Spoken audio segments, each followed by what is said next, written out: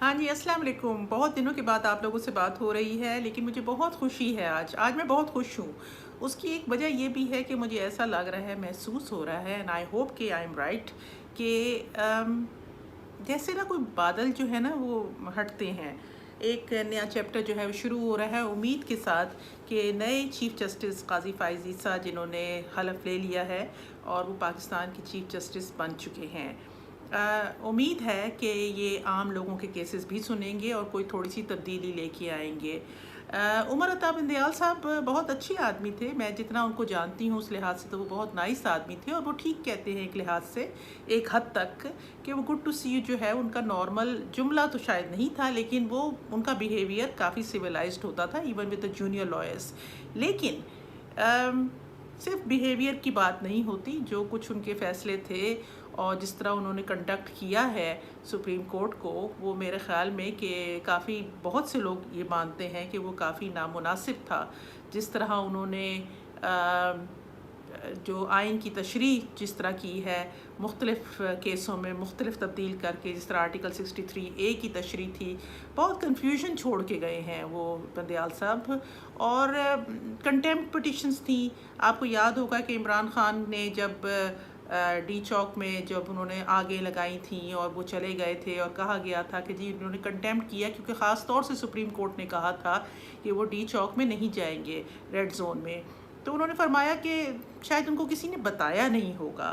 तो अच्छा, इसका मतलब ये नहीं है कि वो, मैं नहीं सजेस्ट कर रही, ऑल्दो बहुत से लोग सजेस्ट कर रहे हैं कि वो मतलब एक पार्टी के साथ उनकी एसोसिएशन थी। अल्लाह बेहतर जानते हैं कि थी कि नहीं। उनकी सास की तो थी, लेकिन इससे कोई चीज़ साबित नहीं होती, टू बी परफेक्टली ऑनेस्ट, इससे साबित नहीं होती कि आपकी सास की कोई सी एसोसिएशन है तो आपकी भी हो। लेकिन बात यह है कि इस तरह के रिमार्क्स जो हैं और इस तरह की जो तशरीह कर रहे थे वो, उससे एक तासुर जाता है कि आप एक ख़ास जमात के साथ ताल्लुक़ रखते हैं, वो आपके मनसब के मुताबिक नहीं है और एक ख़ास मखसूस जजेस हैं आपके। वो 3 मेंबर बेंच जो था, वो अनफॉर्चुनेटली हर जगह आ जाता था। प्रैक्टिस एंड प्रोसीजर बिल के ऊपर स्टे दे दिया, मतलब बहुत ज़्यादा था उनका। एक कानून अभी पास भी नहीं हुआ तो उसको स्टे दे दिया। कानून को तो चैलेंज करना बड़ा मुश्किल होता है, उसके अंदर तो स्टे लेना बहुत मुश्किल होता है, ऑलमोस्ट नामुमकिन होता है। लेकिन यहाँ एक कानून अभी पास भी नहीं हुआ था तो उन्होंने उसका स्टे दे दिया था। तो इसलिए कहना नहीं चाहिए, लेकिन काफ़ी ऐसा लग रहा है जैसे हो सकता है कि एक नया दौर, अल्लाह करे कि इंशाल्लाह पाकिस्तान के लिए हो और इंसाफ का बोलबाला हो।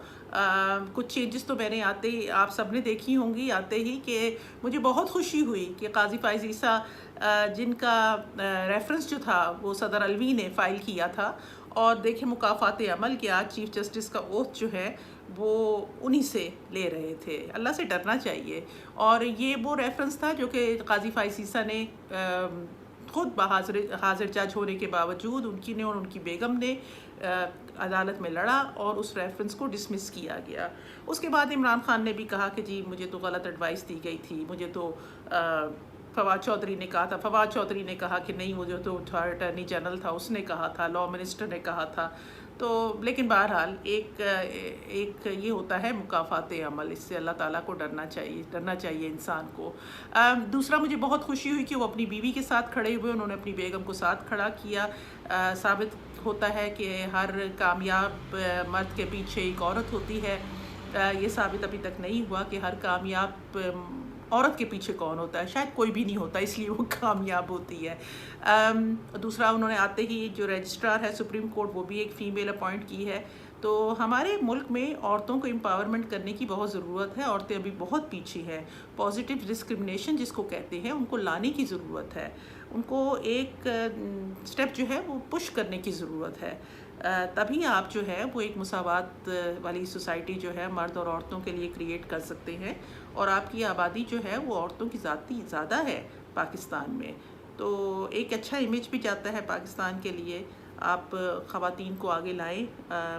जो अच्छा मर्द होता है ना वो हमेशा औरत की रिस्पेक्ट करता है, मेरा ये भी ख्याल है।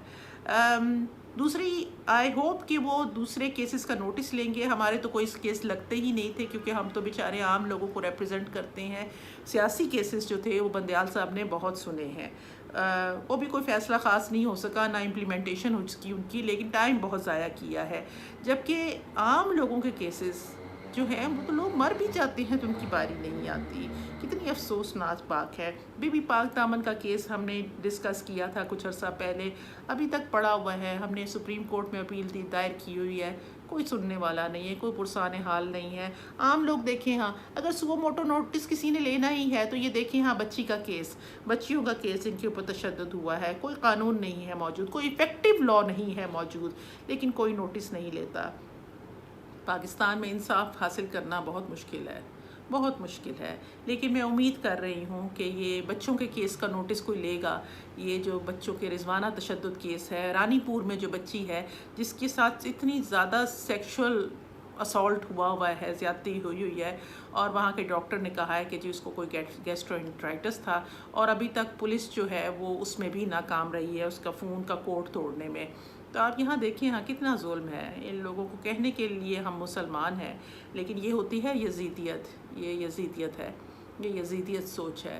तो बहरहाल आप लोग अपना ध्यान रखें और अपना ख्याल रखें, एंड वील स्पीक सून इंशाल्लाह। टेक केयर, खुदा हाफिज़।